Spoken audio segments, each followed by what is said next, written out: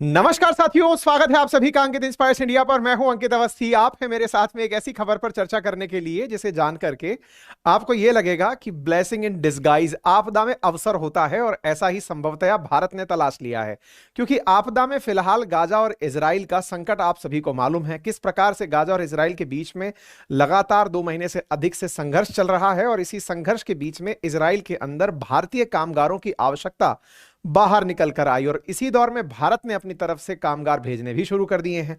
तो अल्टीमेटली भारत में इजराइल भेजे जाने शुरू हो चुके हैं भारतीय श्रमिक। आज का सेशन इसी बात पर है। आप में से बहुत सारे लोग 2-4 दिन से हमारे वीडियोस को एडिटेड फॉर्मेट में देख रहे थे। आपको वो प्रयास हमारा कैसा लगा? क्योंकि एडिटिंग में थोड़ा सा संसाधन भी खर्च होता है, क्योंकि हाल ही में आप में से बहुत सारे साथियों ने हमारे चैनल को ज्वाइन किया है। ज्वाइन के ऑप्शन से हाथ मजबूत किए हैं, और हाथ मजबूत होने से हमने अपने सेशंस में एडिटिंग की कला आजमाई है। आपको अगर पसंद आई हो तो कृपया करके हमें जरूर कमेंट बॉक्स में बताइएगा। बाकी लाइव आपके सामने मैं फिर पुनः हाजिर हूं। चलिए शुरू करते हैं। तो भारत में इजराइल के लिए बम्पर हायरिंग हो रही है। इजराइल 7 अक्टूबर के मैसेकर के कारण चर्चा में आया था। गाजा और इजराइल के बीच में चला आ रहा यह संघर्ष अभी तक 27,000 लोगों की जानें ले चुका है। इजराइल हमास का यह कन्फ्लिक्ट हुआ 7 अक्टूबर के दिन, और 7 अक्टूबर के जस्ट एक महीना बीतते ही 7 अक्टूबर के एक महीना बीतते ही 7 नवंबर को अगर आप तारीख देखते हैं तो बुलावा आ जाता है 1 लाख भारतीयों का, कि हमें 1 लाख भारतीयों की आवश्यकता है। 1 लाख भारतीयों का आवश्यकता वाला ये जो न्यूज बाहर आता है, इसमें असल मायने में जो कारण निकल के आया वो ये था कि बड़ी संख्या में इजराइल के अंदर जो कंस्ट्रक्शन इंडस्ट्री है, यानी कि निर्माण विभाग जो है, निर्माण का कार्य करने वाला जो धंधा उद्योग है, जिसके अंदर घरों का निर्माण हो रहा है, मल्टी स्टोरीज का निर्माण हो रहा है, उसमें बड़ी संख्या में जो श्रमिक काम कर रहे थे वो वेस्ट बैंक या गाजा पट्टी से आए हुए थे। चूंकि हमास के इस तरह के कायराना हरकत से इजराइल के लोगों में गाजा के प्रति नफरत का भाव उत्पन्न हुआ, तो बड़ी संख्या में पैलेस्टीनियंस को इजराइल से बाहर भेज दिया गया। इसके चलते वहां की इंडस्ट्रीज ठप होने लगी, कंस्ट्रक्शन उद्योग बीच में ही अटकने लगे। इसके चलते हुए नए स्किल्ड लेबर्स की जरूरत इजराइल को फील हुई। आपको ज्ञात होना चाहिए कि भारत द्वारा मिडिल ईस्ट में बड़ी संख्या में भारतीय कामगार भेजे जाते हैं, जिनके चलते दुनिया में हाईएस्ट रेमिटेंसेस यानी कि विदेशी धन प्राप्त करने वाला देश भारत बना हुआ है। ऐसी स्थिति में इजराइल ने भारत से अपने लिए श्रमिकों की आवश्यकता के बारे में जोर दिया, और उसी क्रोनोलॉजी में जब हमने आपसे यह सेशन किया था आज से 2 महीने पहले, उसी क्रम में आज की यह सेशन बनती है कि इजराइल की जो कंस्ट्रक्शन इंडस्ट्री है, जिसे वर्कर्स की कमी फील हो रही थी, उसी पूर्ति के लिए अब यह लोग इजराइल आ चुके हैं। यानी कि 2 महीने पहले हमने जो आपके साथ सेशन साझा किया था, उसी क्रोनोलॉजी को अगर हम आगे बढ़ाकर लेके आते हैं तो आज का अपडेट ये निकल कर आता है। 7 दिन से यह ड्राइव चल रही है। 2 दिन पहले यह ड्राइव यूपी के अंदर फिनिश हुई है। ऐसी स्थिति में खबर बन के आती है कि भारत के लगभग उत्तर प्रदेश समेत 5 अन्य राज्यों के अंदर भी इजराइल के लिए श्रमिकों की हायरिंग, जिन्होंने आईटीआई किया हुआ है, उनको ले जाने की तैयारियां चल रही हैं। सुर्खी देख सकते हैं, Uttar Pradesh, Haryana, 5 more state seeks to join Israeli recruitment drive. और इस प्रकार की सुर्खियां आपके सामने हैं, तस्वीरें इस प्रकार से आपके सामने हैं। बड़ी संख्या में लोग इंतजार कर रहे हैं अपने नंबर का। ये सभी वो लोग हैं जिन्होंने आईटीआई प्रशिक्षण प्राप्त किया हुआ है, जिन्होंने अपने स्तर पर 8वीं पास, 10वीं पास, 12वीं पास करके अपने अपने स्तर का कारपेंटरी का, टाइल्स लगाने का, चिनाई करने का या फिर इलेक्ट्रीशियन का काम सीखा हुआ है। उस तरह के लोगों का रिक्रूटमेंट ड्राइव फिलहाल चल रहा है। ये एक इजरायली पत्रकार हैं जो अपने स्तर पर इस प्रकार का वीडियो बना रहे हैं खुद के लोगों के लिए, कि देखिए इतनी बड़ी संख्या में इजराइल आने के लिए लोग इंतजार कर रहे हैं। यह नजारा है लखनऊ का, राजकीय औद्योगिक प्रशिक्षण संस्थान अलीगंज लखनऊ में, जहां पर उत्तर प्रदेश के अंदर 10,000 इंडियन कंस्ट्रक्शन वर्कर्स के लिए उत्तर प्रदेश में जो कार्यक्रम आयोजित किया गया था उसकी तस्वीरें आप देख रहे हैं। उत्तर प्रदेश में कामगारों को बुलाने के लिए श्रम विभाग के द्वारा पहले आईटीआई किए हुए लोगों को श्रम विभाग के साथ रजिस्टर करवाया गया, और फिर उन्हें अपने लेवल पर इन्फॉर्म किया गया कि आप उत्तर प्रदेश की राजधानी लखनऊ में अलीगंज आईटीआई कॉलेज के अंदर इंटरव्यू देने आ सकते हैं। यहां आए हुए कामगारों को, यहां आए हुए श्रमिकों को, आईटीआई किए हुए लोगों को, वहां से आए हुए जो रिक्रूटमेंट दल था उसने उनसे इंटरव्यू लिया। इंटरव्यू के अंदर असल मायने में उनसे यह जाना जा रहा था कि क्या वो बेसिक टर्मिनोलॉजी इंग्लिश की जानते हैं अथवा नहीं जानते, और अपने काम को वो कितना समझते हैं। अगर इन दोनों स्तरों पर कोई व्यक्ति खरा उतर रहा था तो उन्हें वो अपने साथ रिक्रूट करके फाइनल करते चले जा रहे थे। आईटीआई बोले तो इंडस्ट्रियल ट्रेनिंग इंस्टीट्यूट्स हैं इंडिया के अंदर, जो कि कौशल सिखाते हैं, स्किल्स सिखाते हैं। इंडस्ट्रियल ट्रेनिंग के अंदर आज जो भी इलेक्ट्रीशियन, प्लम्बर, चिनाई करने वाले, कारपेंटर, ये सब देखते हैं, कुक हुआ, मैसन हुआ, इन सब के लिए यहां पर प्रशिक्षण उपलब्ध कराया जाता है और प्रशिक्षण प्राप्त लोगों को ही यहां से रिक्रूट करके इजराइल ले जाया जा रहा है। इजराइल ने भारत से 10,000 वर्कर्स को मांगा है, क्योंकि वो पैलेस्टीनियंस को, जो कि गाजा वार के चलते हुए यहां पर पैलेस्टीनियन वर्कर्स काम नहीं कर पाएंगे, इसलिए इन्हें ले जाया जा रहा है। एक बड़ा ही इंटरेस्टिंग वाकया यहां पर क्रिएट होता है, और वाकया क्या है, बहुत सारे भारत के अंदर जो नौजवान यूट्यूब या फिर सोशल मीडिया के थ्रू अपने आप को नॉलेजफुल समझने लगे हैं, वो इस प्रकार का दृश्य देख करके मजाक बनाने लगे हैं। कुछ लोगों में इस तरह का भाव मैं इन दिनों देख रहा हूं। मैं इस वीडियो को ऑलरेडी 3-4 दिन लेट बना रहा हूं, और इसके पीछे का बड़ा कारण यह था, मैं हालांकि इस सूचना को आज से 2 महीने पहले भी कवर कर चुका हूं, मैं नहीं चाह रहा था कि इसको कवर करूं, लेकिन हुआ कुछ इस प्रकार से कि जब मैंने कई सोशल मीडिया प्लेटफॉर्म्स पर लोगों को इस तरह के रिएक्ट करते हुए देखा कि देखिए इंडिया लेबर एक्सपोर्ट कर रहा है, तो यहां पर मुझे अपना एक स्टैंड रखने आना पड़ा कि मैं इस विषय पर क्या विचार करता हूं। मेरे प्यारे देशवासियों और मेरे प्यारे दर्शकों जो आप मुझे सुन रहे हैं, हमारे देश के अंदर करोड़ों लोग अभी भी मल्टी डायमेंशनल पॉवर्टी यानी कि बहुविमीय गरीबी रेखा में जी रहे हैं। हाल ही में जो बजट प्रकाशित हुआ उसमें सरकार ने अपनी पीठ थपथपाते हुए कहा कि उन्होंने अपने शासनकाल में 25 करोड़ लोगों को उस मल्टी डायमेंशनल पॉवर्टी से बाहर निकाला है। हमारे देश का दुर्भाग्य है कि जो लोग फिलहाल इंटरनेट का उपयोग करके 10,000 के मोबाइल में मुझे सुन और देख रहे हैं या टीवी में इसे सुन रहे हैं, उन्हें लगता है कि सब जगह हरियाली है। हमारे गांव में कहावत है कि सावन के अंधे को सब तरफ हरा ही हरा नजर आता है। अर्थात आपको लगता है कि मेरे पास में इतने से काम के लिए क्या जरूरत है इजराइल जाने की, हमें आवश्यकता है, हमें अपने स्तर पर 1,00,000-1,50,000 की तो नौकरी यूं ही मिल जाएगी। लेकिन कटु सत्य यह है कि आज भी हमारे देश में करोड़ों लोग ऐसे हैं जो कि आर्थिक असमानता के दंश से पीड़ित हैं। जहां देश के अंदर सरकार अपने आप को यह कहती हुई प्रोत्साहित पाती है कि हमारे यहां पर एफ्लुएंट इंडियंस की संख्या जो 8 लाख रुपए सालाना कमाएंगे उनकी संख्या करोड़ों में होगी, क्योंकि एक एजेंसी ने ऐसा कहा है। वहीं दूसरी ओर यह भी सत्य है कि हमारे देश में अभी भी कईयों करोड़, अगर मैं नंबर्स की बात करूं तो 25 करोड़ से ज्यादा लोग संभवतया आज भी गरीबी रेखा से नीचे हैं, जिन्हें सरकारी योजनाएं, सरकारी सहायता, सरकार के द्वारा वितरित किया गया अनाज, सरकार के द्वारा मनरेगा के माध्यम से दी गई मजदूरी ही एक सहायता के रूप में दिखाई पड़ती है। ऐसी स्थिति में अगर इस प्रकार से भारत के मजदूर बाहर जाकर के देश के लिए फॉरेक्स इकट्ठा करके लाते हैं, तो आपका इनके प्रति जो रवैया है, आपके द्वारा इनके प्रति हंसने का जो भाव है, संभवतया क्योंकि आप हो सकते हैं कि एक एफ्लुएंट फैमिली से बिलोंग करते हो, संभवतया आप उस परिवार से हो जिस परिवेश में यह भाव होता हो कि इतना तो नौकरी हम यहीं कर लेंगे, जाने की क्या आवश्यकता है। तो आप थोड़ा सा देश की इस असमानता पर भी ध्यान दें। और रही बात इस चीज की कि अगर आप में यह भाव है कि नहीं साहब भेजने हैं तो हमें तरह तरह के लोग भेजने चाहिए, हमें हमारे ही देश में इतना श्रम इकट्ठा करना चाहिए, तो अगर आपके मन में यह भाव आता है तो इसका जवाब भी इसी सेशन में सुन लीजिए मेरे प्यारे साथियों। यदि देश का हर युवा सरकार से ही जॉब मांगने की लड़ाई लड़ता रहेगा तो किसी भी दिन वो नहीं नजर आएगा कि आप अपने आप के यहां लोगों को रोजगार दे पाएंगे। आप कहेंगे कि यह कैसा कटाक्ष है? यह सत्यता से भरा कटाक्ष है। आज इंडिया में हर पढ़ा लिखा व्यक्ति सबसे पहले अश्योर करता है कि उसे सरकारी रोजगार मिले, और सरकारी रोजगार नहीं मिलता तो वो सेकंड ऑप्शन में प्राइवेट रोजगार की तरफ बढ़ता है और अपने जीवन के बहुत बड़े समय को वो सरकारी रोजगार की तलाश में लगा देता है। अगर सरकार 40 साल तक की उम्र देकर रखी है कॉम्पिटिटिव एग्जाम देने की, तो वो 40 साल तक इंतजार करता है। इफेक्टिवली 60 साल की उम्र तक ही आप कार्य करते हैं। ऐसी स्थिति में आपकी अधिकांश उम्र का लगभग 2/3 भाग पढ़ने में और नौकरी खोजने में चला जाता है। वहीं आप जब और काम करने निकलते हैं उस समय तक काम करने लायक बचते नहीं हैं और आप अपने आप को एक रिजेक्टेड पर्सन की तरह से कोई काम देना शुरू करते हैं।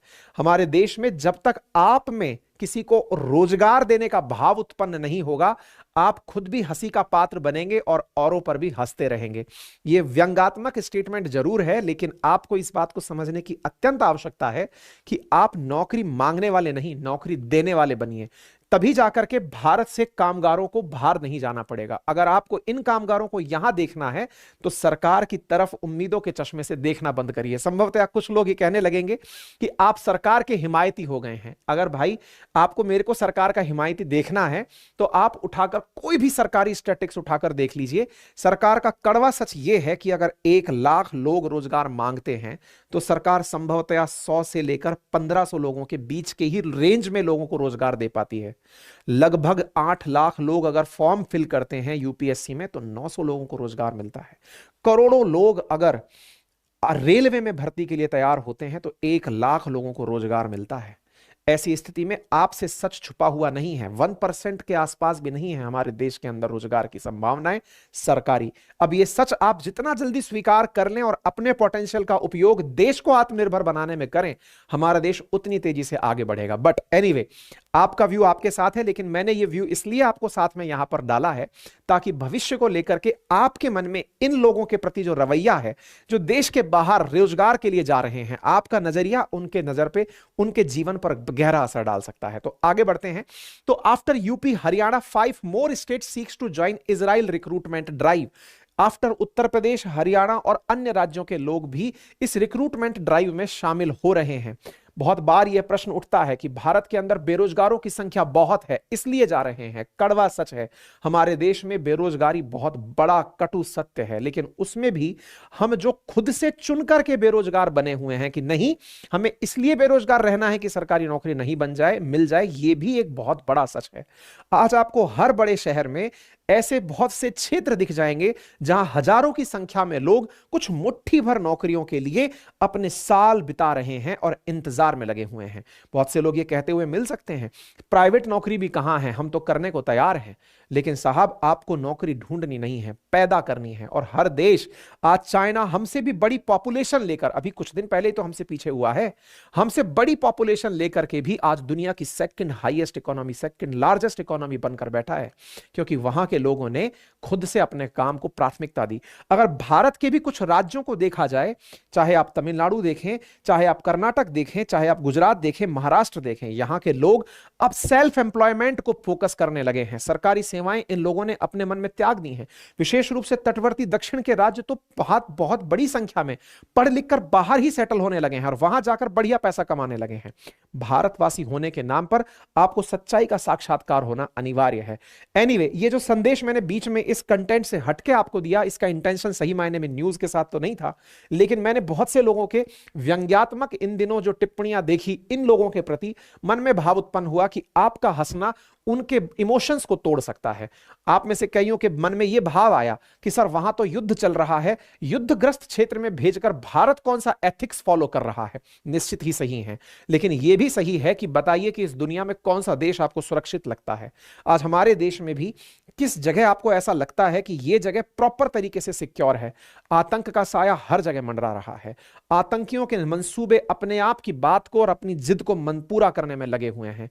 ना अमेरिका सेफ है। अमेरिका में हाल ही में सुर्खी बनी है कि 3 भारतीय छात्र अभी इसी महीने संभवतया मतलब कंटिन्यूअस विद इन 1 मंथ वहां पर मृत पाए गए हैं।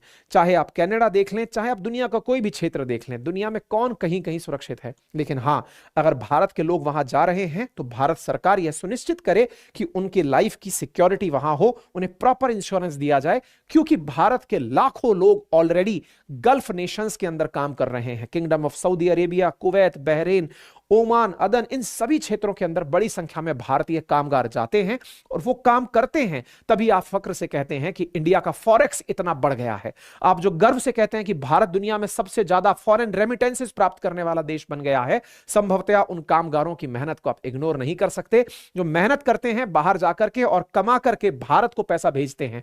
भारत को पैसा भेजते हैं, भेजने को वो अपने परिवारों के लिए हैं, लेकिन जब बैंक में वो पैसा आता है, सरकार विदेशी मुद्रा को रखकर अपनी मुद्रा उनको देती है और भारत मजबूत होता है। इनके आप प्रयास को, इन श्रमवीरों के प्रयास को कमतर ना आके मेरी आपसे यह हाथ जोड़कर विनती है। मेरे प्यारे साथियों, यहां पर अब खबर पर लौटते हैं। इजराइल बिल्डर्स एसोसिएशन के वरिष्ठ अधिकारी बुधवार को इनको लेने के लिए 24 तारीख को यहां पहुंचे और यहां पर इनको लगभग 10,000 लोग ले जाने हैं फिलहाल। और इस बात के ऊपर उत्तर प्रदेश के अंदर जहां पर यह कार्यक्रम हो रहा था, वहां पर इस विषय के बारे में भी जो रिक्रूटमेंट ड्राइव से जुड़े हुए लोग थे, उन्होंने अपने स्तर पर जानकारियां दी। ये director of training and employment हैं कुणाल सिल्कू, और इन्होंने कहा कि there was a recruitment of 10,000 construction labours in Israel bar benders. Bar benders का मतलब जो अपन जो सरिया डालते हैं ना, वो मोड़ सकने वाले जो लोग होते हैं, टाइल वर्कर्स जो टाइल्स बना सके कंस्ट्रक्शन के अंदर जिनका काम हो, प्लास्टरिंग वर्कर्स जो प्लास्टर कर सके, और कारपेंटर्स, उनके लिए लोगों की आवश्यकता है और इसी के लिए यहां पर यह कार्य किया जा रहा है। Israel conducts recruitment drive in Uttar Pradesh Haryana as labour shortage hit amid war with Hamas. ठीक है, तो यहां पर आप इस चीज को देख सकते हैं। तो ये तस्वीरें हैं जहां पर जो प्रशिक्षित आईटीआई किए हुए युवा हैं अपनी बारी का इंतजार करते हुए दिखाई दे रहे हैं। 3080 वर्कर्स, ये हिंदुस्तान टाइम्स ने 3080 लिखा, हिंदी अखबारों ने 5020 लिखा, संभवतः अलग अलग नंबर्स होंगे, लेकिन आप हजार में संख्या मान लीजिए कि यहां पर वॉक इन इंटरव्यू के माध्यम से इन लोगों को फाइनली सेलेक्ट कर लिया गया था। यहां पर वो व्यक्ति जो कि इजराइल की तरफ से आए थे, उन्होंने बताया कि वो पहले हरियाणा गए थे, हरियाणा में भी स्क्रीनिंग करी, कुछ 500 के आसपास उन्होंने हरियाणा से भी लेबर लिए, उसके बाद उत्तर प्रदेश से लेबर लिए। और इस बारे में इन्होंने ये कहा कि जब ये गल्फ नेशंस में गए तो वहां पर इन्हें बड़ी संख्या में इंडियन वर्कर्स काम करते हुए दिखाई दिए, विशेष रूप से उत्तर प्रदेश, बिहार और इस तरफ के जब लोग दिखाई दिए तो इन्हें यह अपेक्षा जगी कि इनके लिए भी यहां पर लेबर मिल सकती है। इसी कारण से ये इस क्षेत्र में आकर पहुंचे हैं। सुर्खी निकलती है वॉइस ऑफ अमेरिका के अंदर कि Israel construction sector moves to replace Palestinian employ with Indian worker, यानी अंतरराष्ट्रीय स्तर पर अब इस बात की चर्चा होने लगी है कि पैलेस्टीनियंस को इजराइल से हटा करके अब इंडियंस को वो जगह दी जाएगी। इसी कारण से इजराइल ने आज से 2 महीने पहले ही पैलेस्टीनियंस को इजराइल से निकालकर उन्हें जॉब से बाहर करते हुए इंडियंस को लगाना शुरू कर दिया है। और संभवतः यही कारण है कि इजराइल का जो कंस्ट्रक्शन सेक्टर है उसके अंदर एकदम मंदी आ गई है। बिल्डिंग्स जो हैं वो कामगार के अभाव में अधूरी छूट गई हैं। यही कारण है कि वहां का जो इजराइल बिल्डर्स एसोसिएशन है वो 50,000 से लेकर 1 लाख भारतीय मजदूरों को लाने के लिए सरकार से बातचीत कर रहा है। ऐसी स्थिति में ये सूनी पड़ी बिल्डिंग संभवतः जब भारत से कंस्ट्रक्शन लेबर वहां जाएंगे तो उनकी वजह से ये काम होने शुरू हो जाएंगे। ठीक है, इसके साथ साथ यह भी माना जा रहा है, कंस्ट्रक्शन एसोसिएशन का यह मानना है कि आने वाले समय में इजराइल भारत पर बहुत ज्यादा निर्भर हो जाएगा। इसके पीछे का बड़ा कारण है क्योंकि भारत में प्रो इजराइल सेंटिमेंट्स हैं, यानी कि इजराइल हमारे हर उस वक्त में साथ रहा है। ऐसी स्थिति में भारतवासियों में इजराइल के प्रति एक सॉफ्ट कॉर्नर है और ये लोग भी ऐसे लोगों को अपने साथ चाहते हैं जिनके साथ में ये सेफ फील कर सकें, क्योंकि कहीं ना कहीं इजराइल ने जो हाल ही में अपने ऊपर हमास का अटैक देखा था, उसके पीछे जो इजराइल में काम करने के लिए जो उनका गाजा बॉर्डर और वेस्ट बैंक से आ रहे श्रमिक थे, उनके द्वारा जो सूचनाएं ले जाकर आदान प्रदान की जा रही थी, वही इनके ऊपर हुए इस बड़े हमले का कारण बनी थी। इसके चलते जैसे ही गाजा से इजराइल ने गाजा के लोगों को बाहर निकाला, गाजा के अंदर जो अनएम्प्लॉयमेंट है वो 61% तक रीच हो गया, ऐसा यूएन का मानना है। क्योंकि इन लेबर्स के काम के लिए अब यह समय है उन देशों का, विशेष रूप से जिनके मन में यह भाव आता है कि अब क्या किया जा सकता है, तो जितने भी लोग गाजा हितैषी हैं, चाहे फिर वो टर्की है चाहे वो पाकिस्तान है, उन्हें चाहिए कि वो इस मौके का लाभ उठाएं और गाजा के लोगों को फ्लाइट से बुलाकर अपने यहां पर काम दें। चाहे वो कोई सा भी गल्फ नेशन हो, चाहे पाकिस्तान हो, उन्हें आवश्यकता है कि गाजा के लोगों का इस समय साथ दिया जाए। केवल पॉलिटिकल बयानबाजी से बचकर इनकी सहायता पहुंचाने में सहयोग किया जाए, क्योंकि इन्हें वाकई में आवश्यकता है। ये जॉबलेस हैं और जिस व्यक्ति के पास जॉब नहीं है उसकी आर्थिक स्थिति को हमारे देश से बेहतर कौन समझ सकता है। ऐसी स्थिति में उन लोगों को साथ सामने आना चाहिए जो कि बहुत बड़े काम करने वाले, काम देने वाले और इनके साथ सेंटिमेंट साझा करने वाले लोग बाग हैं। आपको याद हो कि इसकी बुनियाद जो है ना वो बहुत पहले से रखी जाना शुरू हो चुकी थी। भारत और इजराइल मई से ही लगातार संपर्क में थे, जैसे कि पूर्वाभास हो रहा हो इजराइल को कि एक दिन उसे गाजा के लोग निकालने पड़ेंगे, पैलेस्टीनियंस निकालने पड़ेंगे। इसी के चलते आप 9 मई की एक कटिंग देखते हैं जिसमें इजराइल के एक मिनिस्टर इंडिया आए थे पर्टिकुलर इसी वजह से कि वो इंडियंस को वहां ले जाना चाहते हैं। और देखिए, पूर्व में की गई तैयारियां, इन्हें आप शायद दूरदर्शिता भी कह सकते हैं, कि पूर्व में की गई तैयारियां इजराइल के लिए तत्काल प्रभाव से काम आई, क्योंकि मई के समय से ही सरकारें इस स्तर पर प्रयास कर रही थी। क्योंकि 9 मई 2023 की आप कटिंग देख रहे हैं, जिसमें इंडिया और इजराइल ने 42,000 श्रमिकों को भेजने के लिए टाई अप कर लिया था। आप विचार कीजिए, कई लोग आपको इस विषय पर राजनीति करते हुए भी दिखाई देंगे कि भारत अपने लोगों को मरने के लिए भेज रहा है। तारीख गवाह है कि 7 अक्टूबर के दिन हमास ने इजराइल पर हमला बोला था, और वो भी बॉर्डर एरिया पर ही इस प्रकार की फाइट हुई थी। इजराइल का जो एयर डिफेंस है वो दुनिया में उन्नत किस्मों में से एक माना जाता है, और उसके बाद इजराइल पर फिर हमले नहीं हुए, और जो हुए वो बॉर्डर एरियाज में हुए। अब दूसरा पॉइंट जो बनता है वो ये है, वॉर टॉर्न बार बार कह करके, युद्धग्रस्त कह करके जो बातें की जा रही हैं कि भारत मरने भेज रहा है, जी नहीं। भारत ने युद्ध अक्टूबर में हुआ है, मई में ही इजराइल के साथ समझौता कर लिया था कि वो 42,000 वर्कर्स को इजराइल भेजेगा।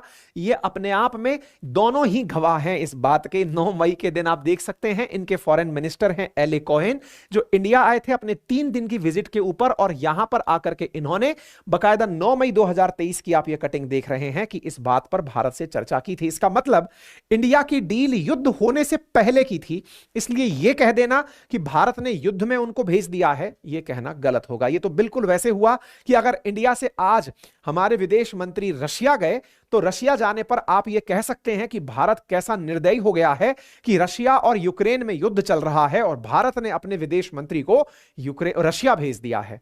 क्या भारत के मिनिस्टर्स रशिया नहीं जा रहे? क्या रशियन मिनिस्टर्स इंडिया नहीं आ रहे? क्या भारत के लोग रशिया काम के लिए नहीं जा रहे? क्या हमारे छात्र पढ़ने के लिए रशिया नहीं जा रहे? क्या रशिया और यूक्रेन के बीच युद्ध नहीं चल रहा? और तो छोड़िए, यूक्रेन भी भारतीय छात्र पढ़ने इस युद्ध के काल में जा रहे हैं, भारत के लोग काम करने यूक्रेन भी जा रहे हैं। इसलिए युद्ध एक सत्य है, लेकिन आप पेट के युद्ध से बच नहीं सकते, भूख से आप लड़ नहीं सकते। ऐसी स्थिति में काम आवश्यकता है, और अगर इजराइल वो काम दे रहा है, भारत के साथ इजराइल का व्यवहार ये काम दिलवा रहा है, तो इसका वेलकम किया जाना चाहिए। साथियों, लखनऊ के अलीगंज आईटीआई के अंदर ये 7,000 से ज्यादा श्रमिकों का स्किल टेस्ट लिया गया था, और इसमें से कई जगह अलग अलग नंबर्स आ रहे हैं, जैसे मैंने आपसे पहले भी कहा, और इस प्रकार से यहां पर बड़ी संख्या के अंदर लोग इंटरव्यू देने के लिए मिले। अब ऐसी स्थिति में प्रोसेस पूछा गया कि इनका क्या प्रोसेस रखा जाएगा, तो इनके लिए टेक्निकल स्किल्स का चयन प्रक्रिया रखा गया, और जो लोग जा रहे हैं उनमें भी, ये आप कटिंग देख रहे हैं, लोग इस चीज में बड़े खुश थे, और खुश होने का एक बड़ा कारण निकल के आया, और वो क्या था? कहा जा रहा है कि इन्हें सैलरी 1,49,000, कई जगह सैलरी बताई गई है 1,37,000 रुपए प्रति माह तनख्वाह दी जाएगी। अब 1,37,000 प्रति माह तनख्वाह, आना जाना फ्री, रहना खाना फ्री, और हेल्थ इंश्योरेंस देना, ये इंडिया में एक ग्रेड 1 ऑफिसर की जॉब है। 3 साल तक रहने के लिए, इवन ग्रेड 1 की भी जॉब नहीं है, तनख्वाह नहीं है इतनी। इसके साथ साथ अगर आपको वहां पर रह करके 3 साल तक का जॉब अश्योरेंस मिल रहा है, तो ये अपने आप में एक जॉब अपॉर्चुनिटी के रूप में लोग लेकर के बड़ी संख्या में यहां पहुंच रहे हैं। अब यहां पर इन लोगों को आप देख सकते हैं, और भारत सरकार इस बात को आश्वस्त कर रही है कि इनकी सुरक्षा के लिए और इनके स्वास्थ्य की देखभाल प्रॉपर तरीके से सुनिश्चित हो। बड़ी संख्या में लोग अपने आप का इंतजार, अपनी बारी का इंतजार करते हुए देखे गए, और उन लोगों ने अपनी अपेक्षाएं जताई कि उनका भी सिलेक्शन कभी इसके अंदर होगा। ठीक है, कुछ लोग वो भी मिले जो ये कह रहे हैं कि पैसा ज्यादा नहीं है, वो इसलिए नहीं जा रहे हैं। वो मतलब सब तरह के रिएक्शंस यहां पर लोगों के माध्यम से देखने को मिले हैं। ठीक है, इसके बाद दुनिया भर में इस बात को कवरेज दी गई, और कवरेज के अंदर इस बात को लोगों ने अपनी तरह से लिखा कि भारत से 10,000 श्रमिक गाजा जा रहे हैं। अच्छा, कई लोग इस बीच में कुछ ऐसे भी निकल कर आए, जब इजराइल और हमास का वॉर चल रहा था, उस समय पर कईयों में यूट्यूब पर, कईयों में सोशल मीडिया पर बड़ा ही मोटिवेशन चढ़ गया था, और वो मोटिवेशन इस बात का था कि अगर भारतीयों को बुला लिया जाए तो भारतीय तो वहां जाकर युद्ध तक लड़ लेंगे, क्योंकि आतंक से पीड़ित भारत भी है और आतंक से पीड़ित इजराइल भी अगर हो रहा है, तो हम इजराइल का साथ देने चले जाएंगे। हमारे जो बयान वीर हैं, जो अब जाकर के इस तरह के लोग जब कामगार बनकर वहां जा रहे हैं, तो उन पर भी हंसते हुए दिखाई दे रहे हैं। वो बयानवीर जो युद्ध में लड़ने जा रहे थे, वो अब इन श्रमिकों के जाने पर हास्य क्रिएट कर रहे हैं।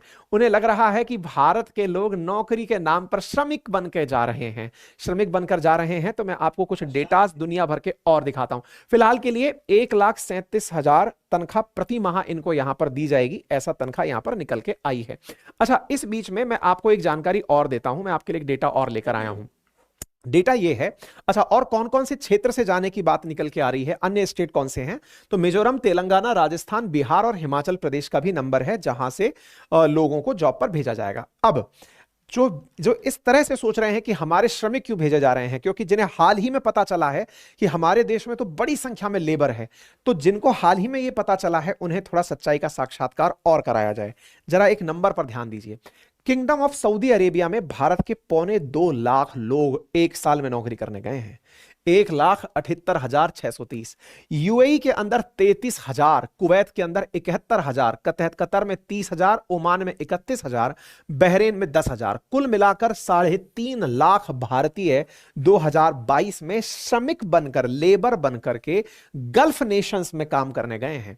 और इन्हीं के काम करने का परिणाम है कि भारत में जो रेमिटेंसेस रिसीव हुए 2022 में, वो 89,127 मिलियन डॉलर है। ये वही पैसा है जिसकी वजह से भारत अपने आप को कहता है कि दुनिया में फिफ्थ हाईएस्ट फॉरेक्स रिजर्व, हम थर्ड हाईएस्ट फॉरेक्स रिजर्व रखते हैं। ये जो नंबर्स चेंज होते रहते हैं ना, विदेशी मुद्रा भंडार हमारे पास इतना ज्यादा है, कभी हम तीसरे पे, कभी चौथे पे, कभी पांचवे पे जो नंबर बोलते हैं वो इसी की वजह से, यानी कि 89 बिलियन डॉलर का हमारे श्रमिक वहां पर श्रम करते हैं और वो पैसा इंडिया भेजते हैं। तभी दुनिया में इंडिया नंबर 1 विदेशी मुद्रा भंडार प्राप्त करने वाला, रेमिटेंसेस प्राप्त करने वाला देश है, बाहर से संप्रेषित धन प्राप्त करने वाला देश है। ऐसे क्रम में अगर भारत की तरफ से 30,000 श्रमिक या 10,000 श्रमिक, जितने भी इजराइल को आवश्यकता है उतने वहां जाते हैं, तो निश्चित ही वहां से फिर विदेशी मुद्रा भारत पधा आएगी। और हमें जो इस बात से लेसन मिलता है, जो अंदर से एक भाव उत्पन्न होता है कि काश हम अपने लोगों को बहुत अच्छे से शिक्षित कर पाते, काश हम भारत के अंदर रह रहे लोगों को वो सुविधाएं उपलब्ध करा पाते कि वो बाहर नहीं जाते।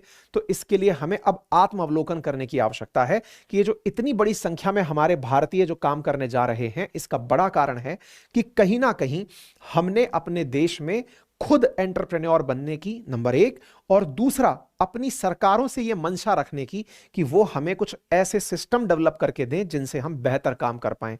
ऐसी स्थिति में भारत जैसी दुनिया की हाईएस्ट आबादी रखने वाले देश में इस प्रकार से लोगों को रोजगार देना आपके बस में जब होने लगेगा, तब देश की निश्चित ही दिशा बदल जाएगी। आज चीनी लोग अपने देश में जो दिन रात मेहनत कर रहे हैं, उनके ही पुरुषार्थ ने चीन को सेकंड लार्जेस्ट इकोनॉमी बनाकर बिठाया है। तो आने वाले समय में आप भी एक ऐसे ही रोजगारदाता बनेंगे, ऐसी उम्मीद के साथ फिलहाल के लिए इतना ही। बाकी आप इस विषय पर क्या सोचते हैं जरूर कमेंट बॉक्स में बताइएगा, क्योंकि आपकी राय भी असल में जानना जरूरी है। संभवतः आज के सेशन से आपने भी कोई राय अपने मन में जरूर बनाई होगी। अगर आपको यह जानकारी पसंद आई हो तो अपने साथियों के साथ साझा करें। चैनल पर नए हैं तो चैनल को सब्सक्राइब करना बिल्कुल भी ना भूलें। और हां, यदि आपने हमारे चैनल को ज्वाइन नहीं किया है तो ज्वाइन भी कर सकते हैं, क्योंकि आपके सब्सक्राइब के जस्ट बगल में ही ज्वाइन का ऑप्शन है, जहां पर आप हमें अपनी सहायता, जिस भी लेवल पर आप हमें अपनी सहायता पहुंचाना चाहते हैं, आप अपनी सहायता वहां पहुंचा सकते हैं। धन्यवाद।